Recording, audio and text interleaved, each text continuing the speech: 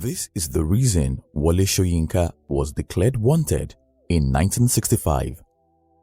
Chief S.L. Akintola was slated to give a victory speech after the rigged 1965 regional election, which returned him to power as Premier of the Western Region. On 15th October 1965, just before a radio broadcast of the Premier's speech, a certain armed man allegedly gained entrance into the premises of the Nigerian Broadcasting Corporation (NBC) at Ibadan and seized the tapes containing the Premier's pre-recorded speech.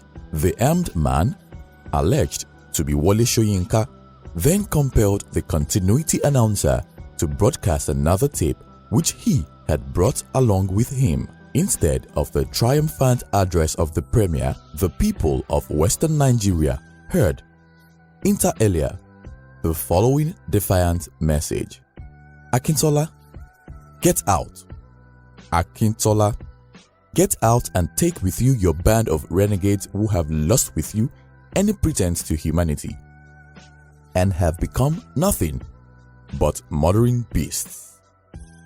The lawful government of Western Nigeria is the UPGA government, elected by the people of the West. Let every self-seeking impostor get out now before the people. Losing patience, wash the streets in their polluted blood. In the name of Oduduwa and our generation, get out.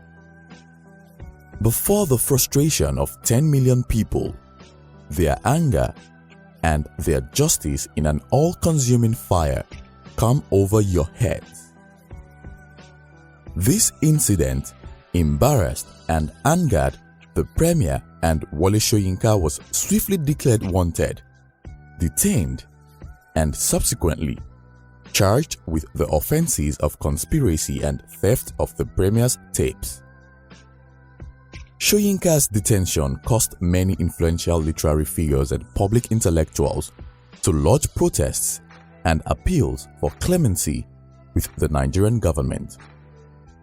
Although Shoyinka unsuccessfully raised an alibi, at trial, the prosecution failed to secure a conviction due to the conflicting testimony of several witnesses concerning the identity of the armed man.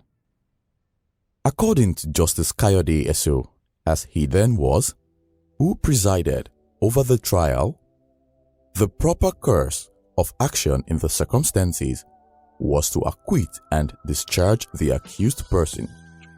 Resisting pressure from powerful Western region politicians who wanted Shoyinka convicted at all costs, Justice Eso held as follows: all the eyewitnesses at the radio station were positive that the armed man who held them up was not masked.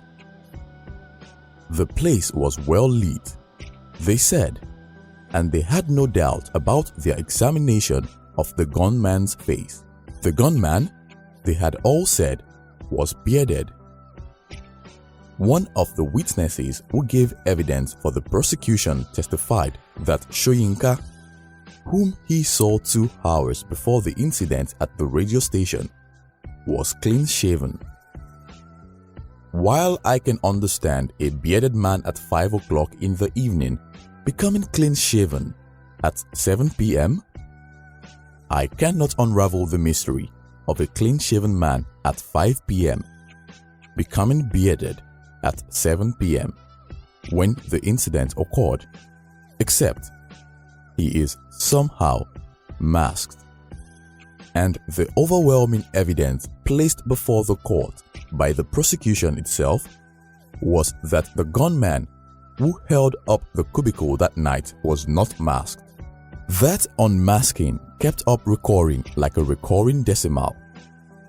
It is clear to me, therefore, that no tribunal should be satisfied beyond reasonable doubt that it was the clean-shaven Wole Shoyinka at 5 p.m. without a mask who metamorphosed into the bearded gunman at 7 p.m.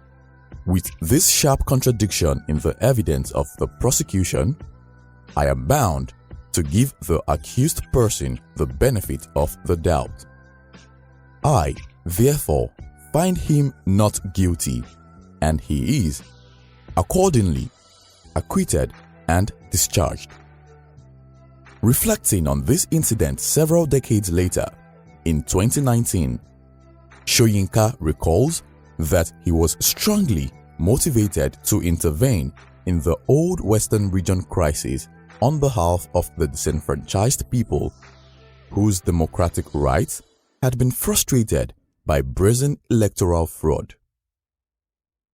I was one of them. My voice was being stolen. I could not sit down and accept that somebody should steal my voice. I felt at one with the majority of the people.